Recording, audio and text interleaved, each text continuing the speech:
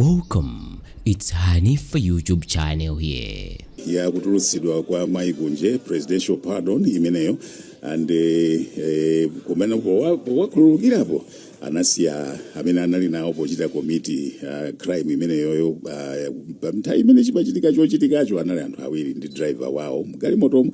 Apa ndili ndi Abdul Osman aku Roadnetics amene amachita nkhani makazi za malamulo apansewu. Amayankhulanso zokhuzana ndi zapansewu ndi mmodzi wa mabungwe ama drivers, not one of these signatories. Ifano ankandawire aku Truck Drivers Union sakupezeka. Abdul Osman ndithokoze kuti lero tili limodzi. Mwadzuka bwanji kulilongwe kuli bwanji?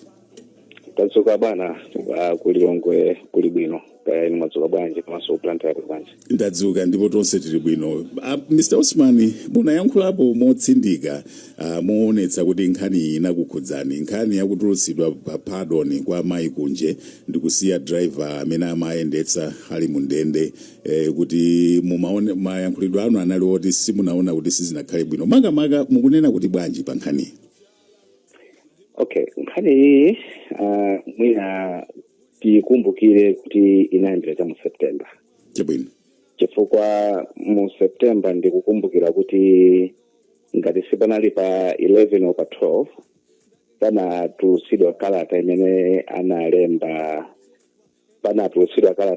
analemba leader of opposition onapo kondwani na nkhuma. Kalata iyi ankawalembera president yowapempha kuti awakhululukire kunje. Chabwino. Komano mukalata imene yoyo anatchulamo anthu awiri okha.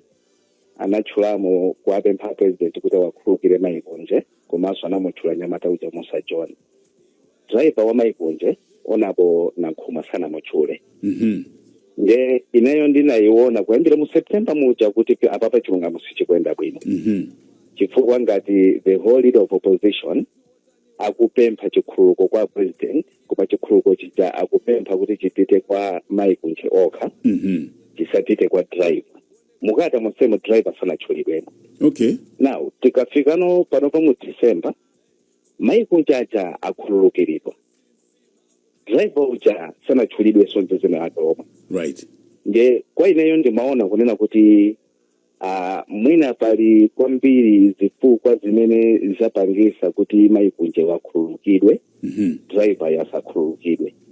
Ndi zifukwa izizi kwambiri ndikuziona kuti mwina zikukwera kwambiri kundale, kuti anzathu andale akukondela kwambiri kunje wakuti akhululukidwe chifukwa kuti kunje wali connected kuchipani china chake chimene chili kandale dziko muno. Pamene uyu driver alibe connection ina iliyonse political.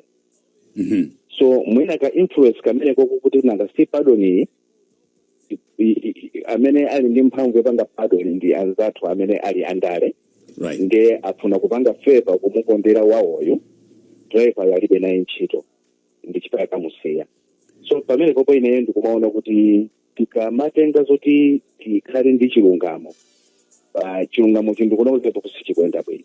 Chifukwa tikaona mulandu umene anthu awiri wawo anapalamula driver ndi kunje, intention yopalamula inali kwambiri kwa kunje kusiyana ndi driver. Chifukwa driver it is on record kuti ananena kunena kuti pakufunika kuti apa pati ine, and anaonesa intention kuti ndithu amafunika kuima kuti apereke mpata ku president ku presidential convoy. Kunje ndananachita kumuza driver kuti ayi usaime tete kupita. So driver poyambirira anali ndi maganizo abwino ofuna kuti apereke ulemu ku convoy ya president. Kunje zifukwa zimene anali nazo anamuuza driver kuti ayi usaime. So driver uja anali pa pressure nangasawa ndi abwanake anali pa pressure. Ndi anapalamula, koma kupalamula kwa driver anapalamula chifukwa cha influence ya kunje amene anali abwanake. Koma kunje sanapalamule chifukwa cha influence ya driver kapena yuna aliyesayi. So pardon iyi kwa ine ndimaona ngati kuti amene amapanga deserve kwambiri this pardon anali driver not kunje. Koma ngati boma linachoona cha nzeru kuti wakhululukire kunje, ndizabwino bwino, I don't have any problem with that. Koma chimene kundikhuzano ine chonena kuti nanga driver chifukwa chani sakukhululukira. Kodi tikakhala kuti ifeyo tilibe ma connection ndi tamphawi, tilibe mayina political, ndi kuti chilungamo chisamatipeze, chilungamo chizisalira chizisamira kwambiri kwa okhawo amene ali ndi influence kapena ali ndi ma connection ndikuti pamene chilungamo tikuchiyendetsa bwanji. Kutanthauza kuti mmene mukuyionera inu nkhani pakati pakhala pakunenedwa izi zokuti chilungamo ku Malawi si chilungamo kwenikweni chifukwa chilungamo chimayenda ngati madzi sichimakondera kuyang'ana kuti zinthu zili bwanji. Chilungamo chathu ku Malawi kuno ndi chokondera munganene chocho based on case imene tili nayo apa. Exactly. Apapa ndi mmene zikuchitikira papamo chilungamo ichi ndi chokondera. Kwa anthu amene ali ndi influence mu society kapena mdziko muno kapena mwina ali ndi chuma kapena mwina ali ndi ma connections politically akuoneka kuti akumakhala above the law chilungamo sichikumasata kwambiri. Koma kwa anthu amene tilibe mayina ife ndi amene sopano zikuoneka kuti chilungamo chikumatiphinja kwambiri kuti ife tikukhala pa chiphinjo chachikulu. Mayo abwerereso kumene koko apobi osadruke ayo mwina nkhani yakulapa ndionena kuti Amalawi kuimvesesa kwa nkhani nkonena kuti akuona ngati chilungamo sichinachitike. First of all mukamva mmene anafotokozera aja Osman yes. Komanso mmene anthu akufotokozera muona ndithu kuti driver ngakhala ali olakwa koma ndithu anali anda msogoleri wa kunje ndiye ngati mukuntulusa the leader uyuyu ngati subordinate mangoyenera kutero komanso mwina chilipase phunziro kulina kuti ngakhale bwana akuwuzirupa nge chinthu chimene chili chophwanya malamulo ndi bwino to take a position ndi kunena kuti ayi chifukwa pamawa anena bwino Osman aja kunena kuti akuluakuluwa amakhala ma connection sindikunena kuti atuluka chifukwa cha connection but it's obvious kuti tinaona kuti anakoma analemba kalata kuamenyerera ndithu kualepha kwa president koma kalata yo sinakambepo za ndani za driver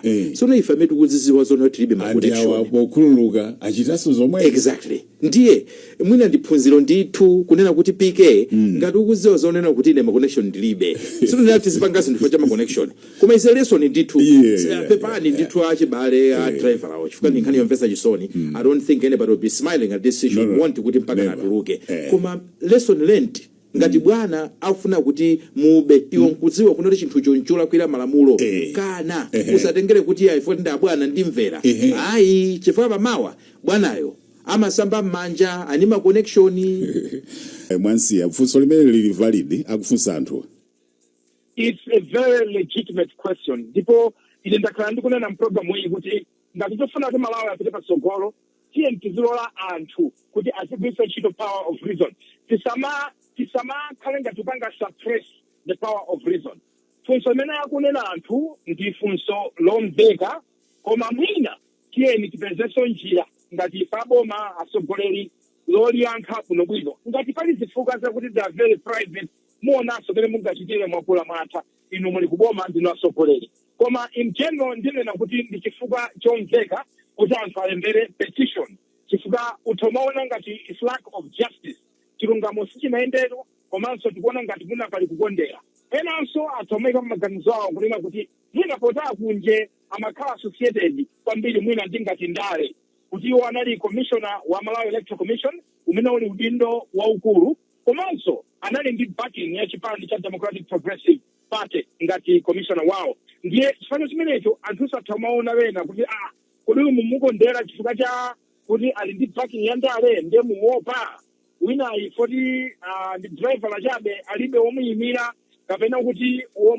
omumpangira omuyimira mlandu wake kapena nyimbo yake mina chifukwa mwatere ndiye ndizomveka. It's a valid reason for people to have that concern and actually write a petition amene achita moteromo. Chabwino ndikuthokoze kwambiri bayana pa nthawi pakadali pano nkhani ndionena kuti mbuyo mu chimene chikukulisa nkhani imeneyi mbuyo mu kwakhala kumveka anthu madandaulo onena kuti chilungamo kodi chikuyenda bwanji chikukhanga chilungamo chikumakondera mbali ina ayi ndikumbukira masiku apitawa kunali mlandu wa Musa John I think dzina linali nyamata wa zaka 19 amene anamanga chifukwa cha nkhani za chamba kupezeka ndi chamba nkhani imeneyonso inautsa mapiri apachigwa kuti kodi justice yake yukhanga kuti ili slanted bwanji yukomera anthu ena ake ochita bwino izizi zachitikazi kunsiya driver ali kumene kundende zabutsaso maganizidwe amenewo kuti kodi nkhanizi zikuyenda bwanji. Koma amene ndanena muja petition imene yatuluka kupita kunduna kupita kwa president through the Homeland Security Ministry